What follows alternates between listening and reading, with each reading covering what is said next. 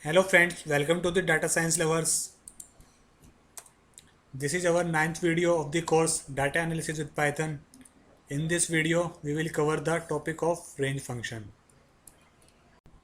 What is a range function? The range function creates a sequential list of numbers.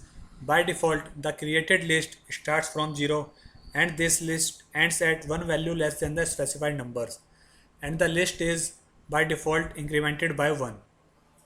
Here the call to list is necessary while using range function because range by itself creates a range object and this must be converted to a list. Let's see what does it mean by an example. If I use range function like this is the syntax to use range function. We have to write range and in the bracket we have to pass a value or you can say argument. If I assign a variable a to this range function and if I print this, then you can see it is printing a range object. Now if I use range function again and if I use list function with this range function, then you can see that it is now printing a list of numbers which is shown in its definition. If I show you one more example, then we can use range function like this also. If I use print c, here a list from 0 to 66 is created which satisfies the definition of this range function. It means this list starts from 0 as you can see here and ends at one value less than the specified number. The specified number is 67 and the list is ending at 66, one value less than the number that we have specified, and there is an increment of 1 as you can see in the list created 0 1 2 3 4 5 and so on. Now it is saying that if the range is called with one argument, it produces values starting from 0 as you can see here, but if the range function is called with two arguments, then it produces values from first to second argument. What does it mean?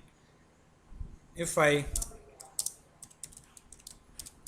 create a list using range function, now I am using 1 as my first argument and 11 as my second argument. If I print the x, then you can see it is now printing 1 at our first position and 10 at our end or you can say last position. But earlier the list was starting from 0 by default. It means we can assign two arguments also while using the range function. If I show you one more example, then if I create a list from starting by 12 and ending at 33, guess what will be shown here? Now if I print y, then as you can see that the list is starting from 12 which is our first argument and the list is ending at 32, means one value less than the our end argument.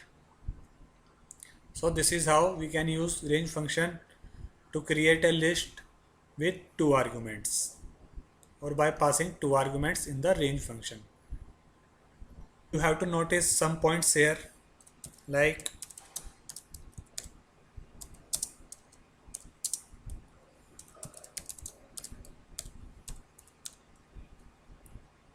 what will be the result? Guess what will be the result of this syntax? It is true. Why it is true? If I show you the first argument Then this is our first argument, and if I show you the second argument,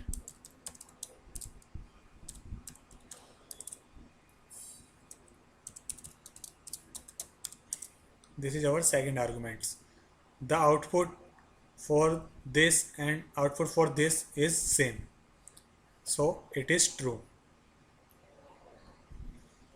Now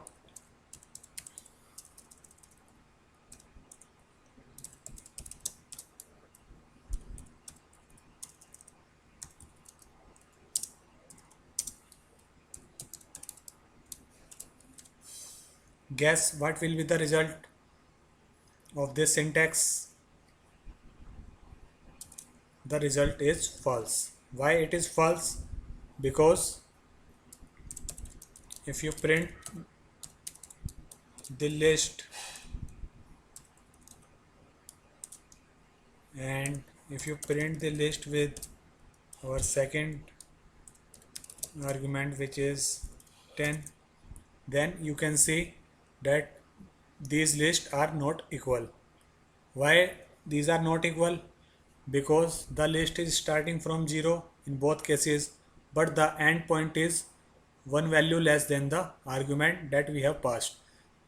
Here we have passed 11, so the list will end at 10. Here we have passed 10, so the list will end at 9. So the result is false here. But in the above case, the list is starting from 0 and ending at 19, which is one value less than the end value, which is 20 in both the cases.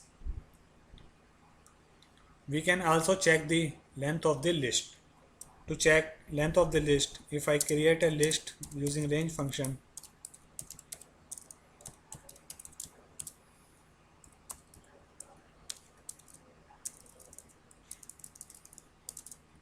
what will be the length of A? To check the length of a list, we have to use len function. It is showing the length of A is 9. Why it is 9? If I print A, then you can see it is printing value from 1 to 9. The first argument is 1 here, so it is printing from 1, and the end argument is 10 here, so it is printing till 9, one value less than the end argument. Now the range function can also have a third argument, which determines the interval of the sequence produced. What does it mean? If I create a list using range function like this, here we are passing two arguments. The first argument is 1 and second is 13. If I print A, then you can see by default the increment is by 1. 1, 2, 3, 4, 5. There is an increment by 1. Now, if I pass a third argument here like 3, what will be the result now? The result is this. Here the increment is by 3 in this list. 1 to 2, 2 to 3 and 3 to 4.